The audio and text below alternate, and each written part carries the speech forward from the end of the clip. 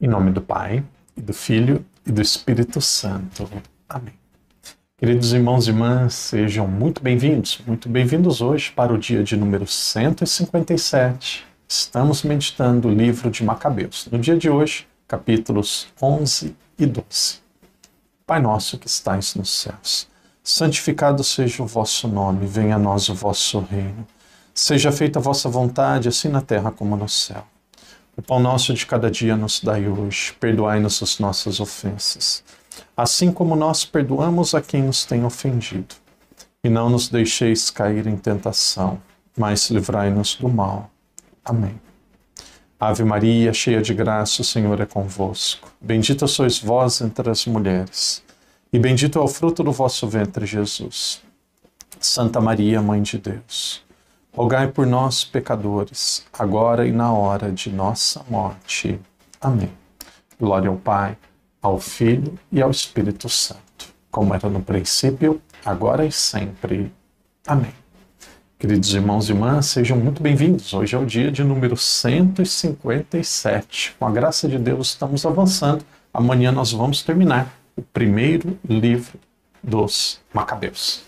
Irmão e irmã, com muita alegria, hoje nós temos mais uma vez 2 capítulos, agora menos capítulos, mais fácil para a nossa meditação. Nós lembramos que aqui nós estamos no reinado da Macedônia, uma dinastia, um povo chamado a dinastia dos Seleucidas. E agora tinha um reinado, um homem chamado Demétrio. Demétrio, ele tinha vários adversários, com vários conflitos, com vários povos fora da capital, daquilo que era o reinado, naquele contexto que era um contexto de predominância da cultura grega, mas ele também tinha alguns adversários internos. Hoje, Padre já adiantou ontem, hoje nós vemos aqui de uma forma mais clara ainda o primeiro grande adversário. O primeiro grande, talvez um dos maiores adversários que ele teve, o nome dele era Alexandre. Alexandre, o Padre adiantou ontem, na verdade não foi no dia de ontem, era para ser no dia de hoje, capítulo 11, nós temos aqui alguns acordos que Alexandre ele foi fazendo para conquistar o reinado, para ele mesmo ser o rei. Então o nome dele era Alexandre Balas, e ele foi enfrentar Demétrio. Então ele conseguiu o apoio do rei do Egito, que era Ptolomeu. Enviou até a sua filha, Cleópatra, Padre pediu para vocês pesquisarem se essa é aquela Cleópatra que nós estudamos em história, na literatura geral e universal. Então, Alexandre, ele estava em conflito contra Demétrio, ele tinha muita vantagem nesse conflito, até parece que ele que seria o rei, até que de repente ele é decapitado, ele perde a sua cabeça e Demétrio ele vence. Então, nós temos aqui um reinado, que é o reinado da Macedônia, quando o primeiro rei foi Alexandre Magno, e depois nós temos vários sucessores, e aqui se estabelece como rei Demétrio. E aí muitos vão pensar assim, os judeus, aqui tinha uma briga interna entre Alexandre Balas e Demétrio. Os judeus, como os egípcios, eles apoiaram Alexandre. Alexandre, ele estava na frente, ele estava praticamente com todo o poder, de repente ele é decapitado.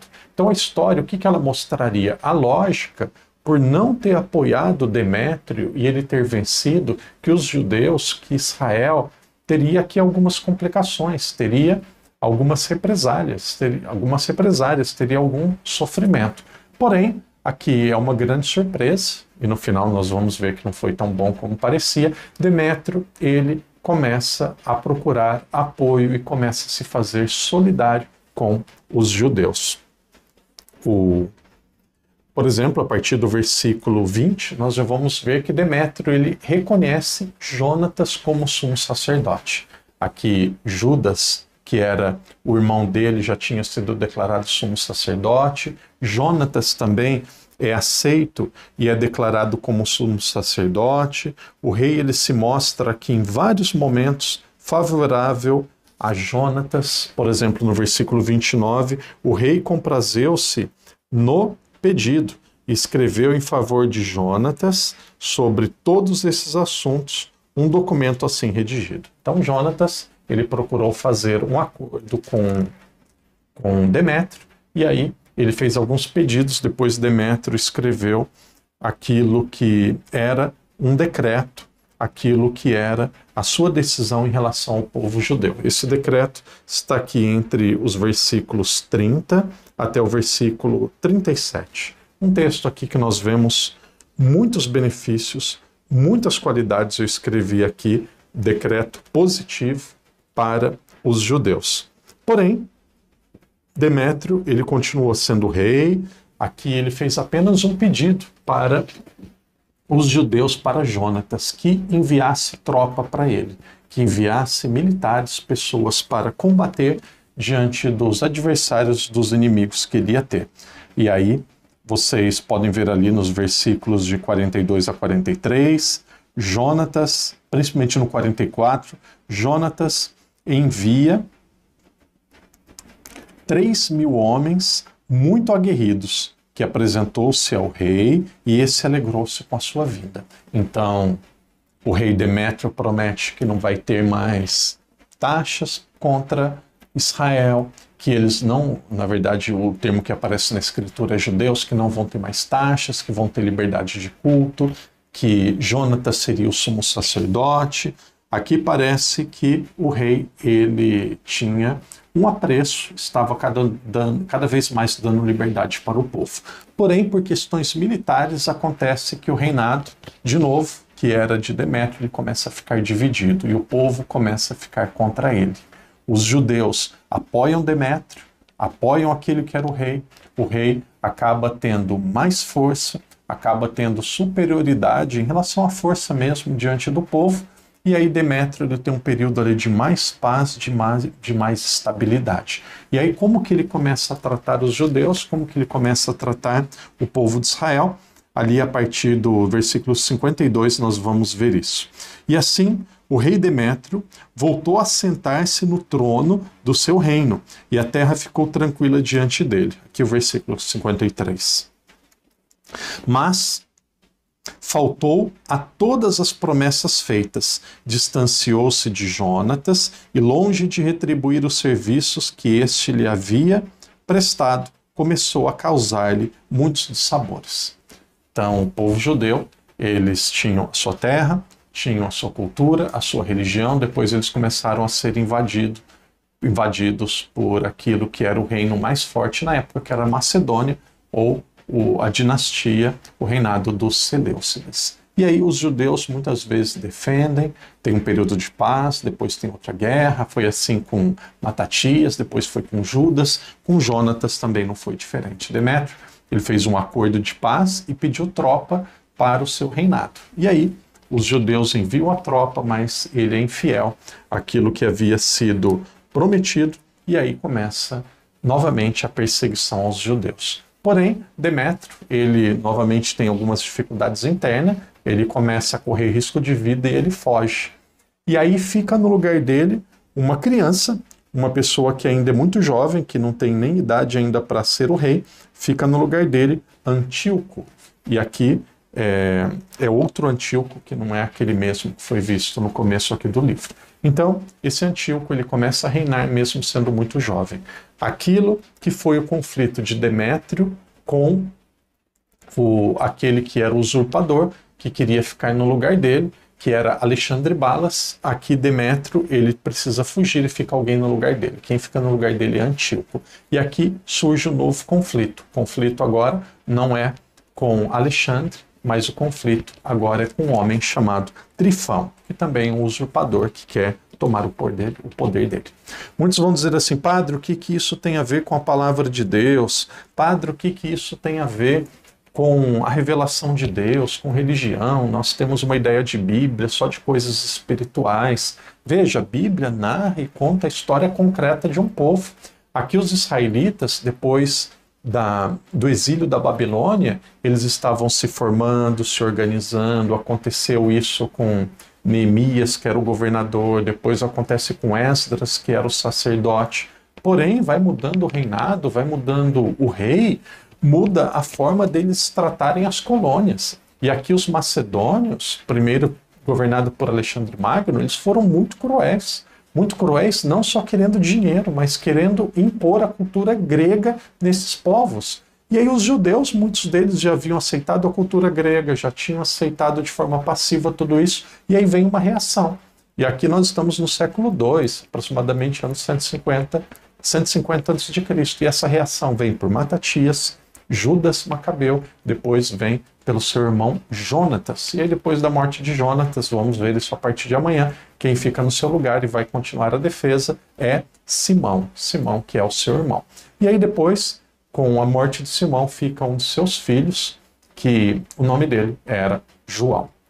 Então nós temos aqui 3 irmãos. Primeiro nós temos o pai, aqui é a defesa dos judeus para defenderem a sua pátria e defenderem também a religião. Então tem um pai que primeiro é sinal de resistência, sinal de defesa, Matatias. Com a morte de Matatias, nós temos 3 irmãos na sequência, um vai sucedendo o outro.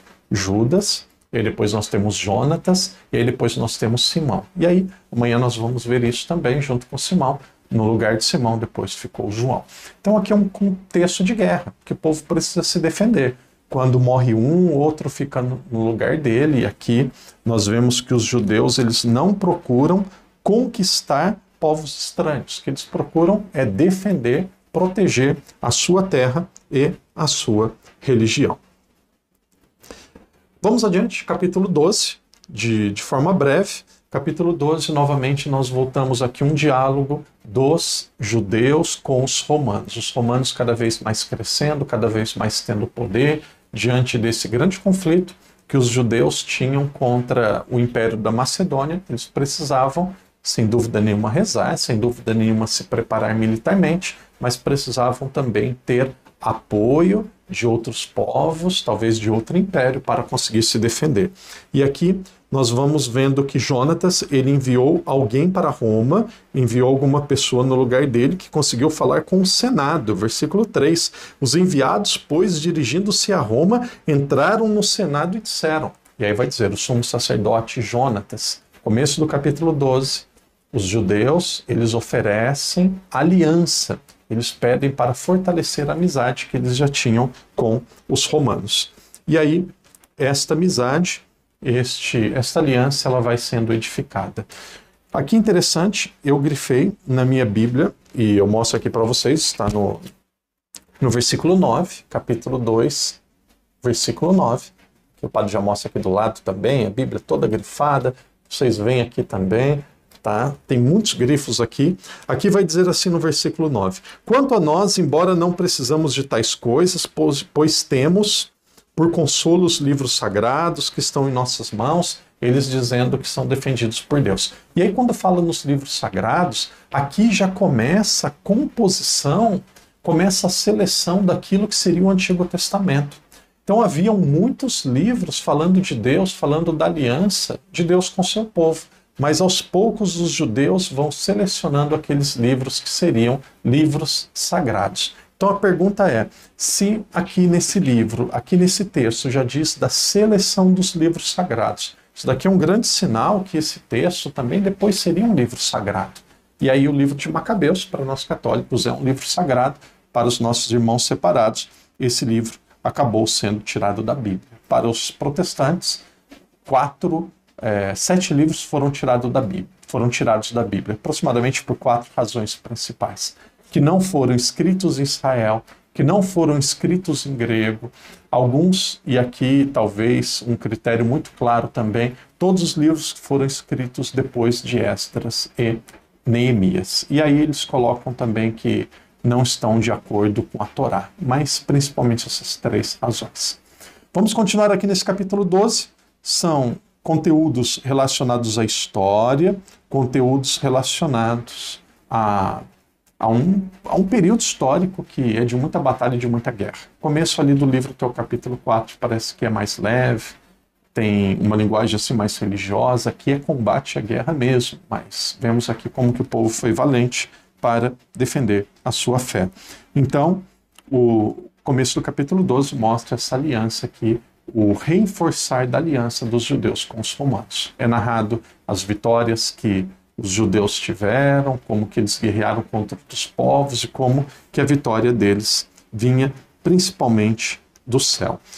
E aí, com o apoio dos romanos, nós vamos vendo que Jonatas ele se fortalece cada vez mais como líder, como sumo sacerdote, depois começa a fazer algumas reformas internas em Israel, principalmente em Jerusalém. E entre estas obras, a partir do versículo 35, nós vemos que ele aumenta e fortalece as muralhas e a defesa da sua terra. Ali, nós temos aqui o final da vida de Jonatas, final do capítulo 12, depois o capítulo 13 já fala de Simão.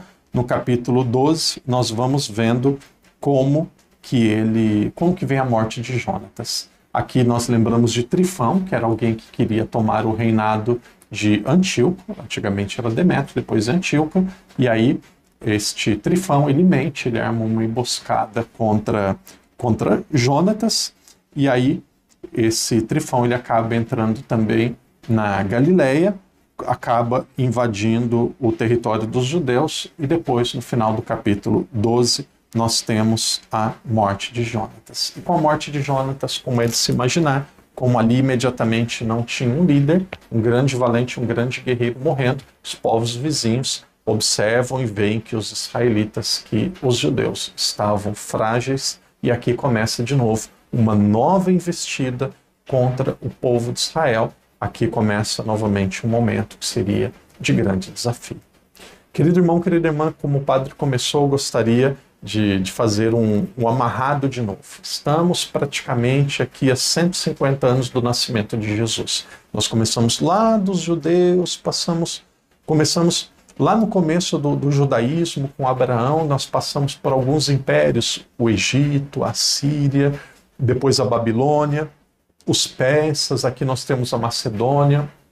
Macedônia vai se enfraquecendo, e aqui nós já temos como grande sinal, mesmo não aparecendo concretamente nesse livro, o crescimento, o fortalecimento do Império Romano. E aí os judeus, eles eram atacados pelos gregos e precisavam se defender. A defesa desse povo foi feita por Matatias, Judas Macabeu, depois por Jonatas. E Jonatas, ele falece nesse final do capítulo 12. Então amanhã nós temos o seu irmão, o irmão mais novo que restou, e esse irmão mais novo é aquele que daria continuidade ao sumo sacerdócio, que era de Jonatas, e também à defesa de Israel. Vamos adiante, estamos terminando, praticamente terminando. Amanhã nós vamos terminar mais um livro da Bíblia, o primeiro livro de Macabeus. Coloque aqui nos comentários como está sendo a sua experiência.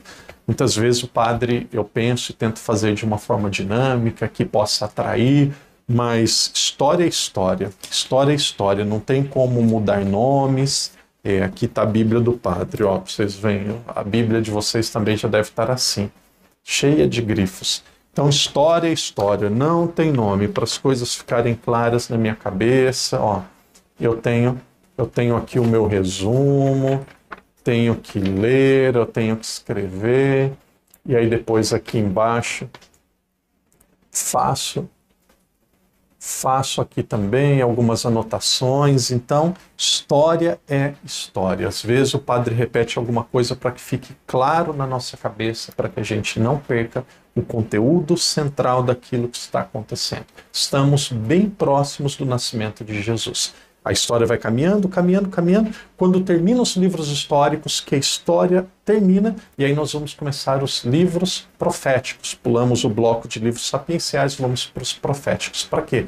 Para ver toda essa história que nós estudamos ali desde os juízes, do começo dos profetas, do começo dos reis, ali com Saul, nessa grande corrupção que foi Israel. Quem que era o profeta que agiu, quem que foi a voz de Deus? Ali um pouco antes do reino do norte cair diante da Síria, teve o primeiro profeta que teve um livro que foi escrito, que foi Amós. Então, nós pegamos Amós, depois nós vamos para Oséias, primeira parte de Isaías, e aí nós vamos descendo, descendo, descendo, até chegarmos depois do exílio da Babilônia. Algumas vezes repita para você mesmo, para você ter bastante clareza daquilo que é o essencial, daquilo que você não pode esquecer.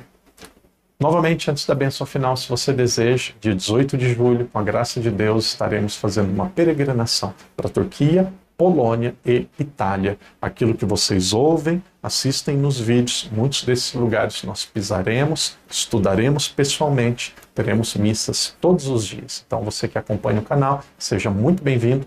Próximo mês, nossa peregrinação. Que Deus te abençoe, que Deus te proteja e até amanhã, se Deus quiser. Em nome do Pai, do Filho e do Espírito Santo. Amém.